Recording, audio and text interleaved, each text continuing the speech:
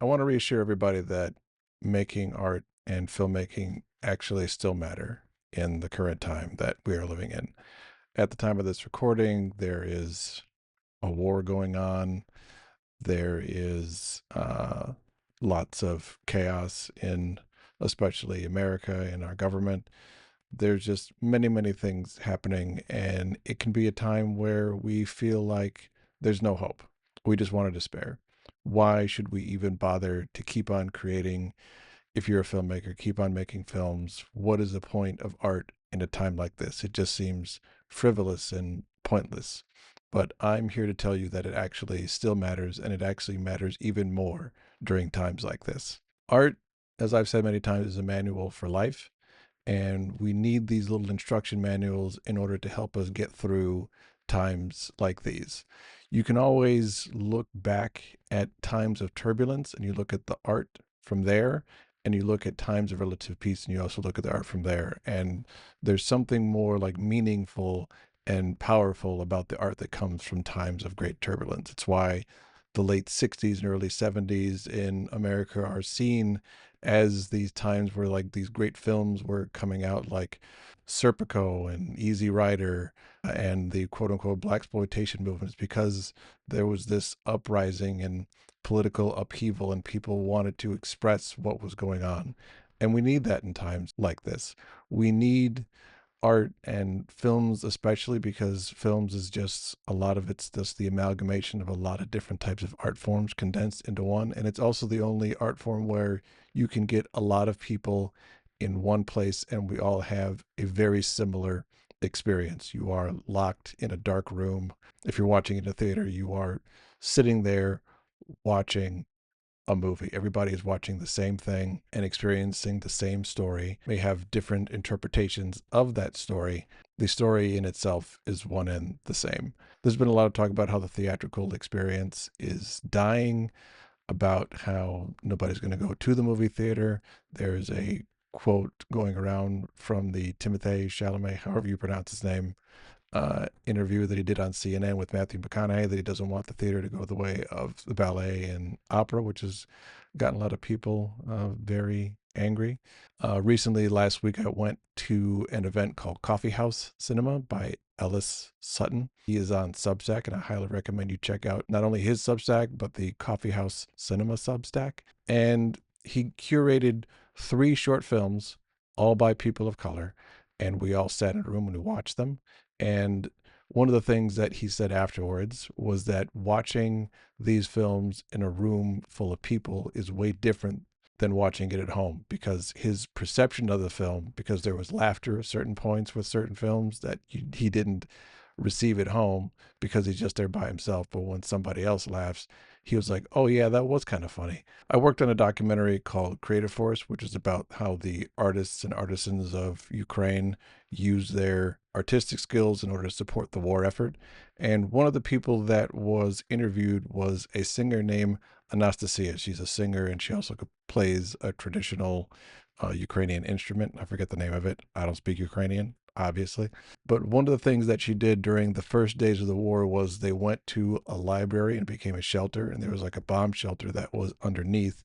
And what she did to keep everybody's emotions from getting too high is that she would make them sing. Ой, дай Боже, під дубиною, під зеленою, ой, дай They Боже. would all sing and they would send those songs to the troops in the front line so that way they could see how their spirits were calm and it would lift the spirits of the soldiers up. And one of the things that she said in one of the interviews is that when you are singing, you are here.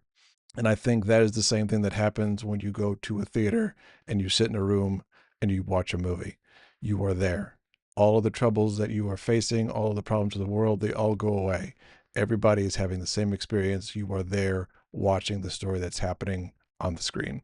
And I think people want more of that. I know that there's been a lot of data saying that like the theatrical experience is failing and dead, but also if you dig into those statistics, the largest group of people that actually go to the theater are Gen Z and younger. So that means that younger generations still want to have an experience in the theater. I think part of it is also just wanting to get out of your damn house. I think especially if you were like in high school during COVID, you spent a lot of time like watching movies in your house. So you'd like to watch movies out of your house. At least that's what I like to do. This experience is not going away. And I think it's why we need films and filmmakers more than ever. And I think it's also why generative video and AI is not going to kill films and movies. I don't think you're just gonna be able to like type a prompt in and a movie comes out. A lot of people are talking about the Ben Affleck AI company that Netflix bought. But when you dig into the details, what this company does is they made a tool where you take what you have made already, what you've shot, and you can use the AI and it creates a model and you could do things like relight a scene, maybe change an angle. It's augmenting what's already existing because as much as we'd like to think that one person can sit there and just like make magic happen out of their head, there's a lot more that goes into the filmmaking process. Using the example of Sinners, the scene where Delroy Lindo is in the car driving with Michael B. Jordan, I think it's Stack is the character that he's playing. That performance is amazing, by the way. He should win an Oscar. If you can play two characters and they can both be like different and you can like tell that they're different and it's the same dude, that is an impressive performance. Anyway, it's Michael B. Jordan, Miles Caton, Delroy Lindo.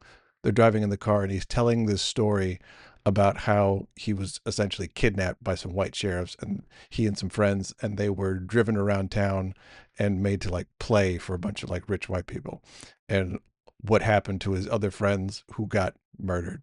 There's a certain point in the script where Delroy is supposed to like stop talking, but because Delroy had done so much research into the trauma and what had happened to a lot of musicians during this time, he just started ad-libbing.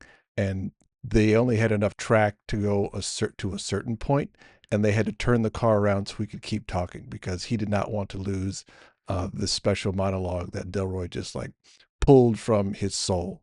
Like these were just things that he felt in his spirit and he just had to say it. And that's not something that you get by yourself. That only happens when a group of people get together to make a movie because one person who is specialized in one thing has an idea and they decide to go with that idea and then everybody else iterates off that idea and that's how you get that scene, which is probably one of the best scenes in the movie besides the scene that we all know that I'm talking about in the juke joint. And that is the magic and power of something like film and why we as artists and filmmakers need to step up like never before. I think we need to create lessons to help us process the emotions that we're feeling now for future generations to be able to look back on this time and feel what we were going through. And also so those future generations can learn from both the triumphs and the mistakes that we made. And in general, just art just keeps on going. It keeps on living and it keeps on having lessons that future generations will need. And I think independent filmmakers are starting to get this. Content creators already kind of got this. I think in the coming years, the two worlds are going to be merging and we're going to be becoming what I like to call creator auteurs. That's where we take the independence and business savvy of the creators who are very high up in the creator economy. We merge it with the auteur and autistic sense of being a filmmaker. There's a lot of filmmakers doing this already, and I think we're just going to see more and more because I think we all realize that relying upon a large industry or institution does not have our best interest in mind. So keep making your art, keep making your films. Don't give up. It is worth it. We need you now more than ever. Thank you for watching. Like, subscribe, do all that. Subscribe to my Substack, marislitica.substack.com. I'll leave a link in the description below. I'm trying in this new setup. I decided to, instead of setting up my camera all the way over there and like putting a bunch of lights up, just camera's right there on the desk, flip it on, flip on the light, and we're ready to go. So let me know how you like this new setup, and I'll see you next time. Thank you.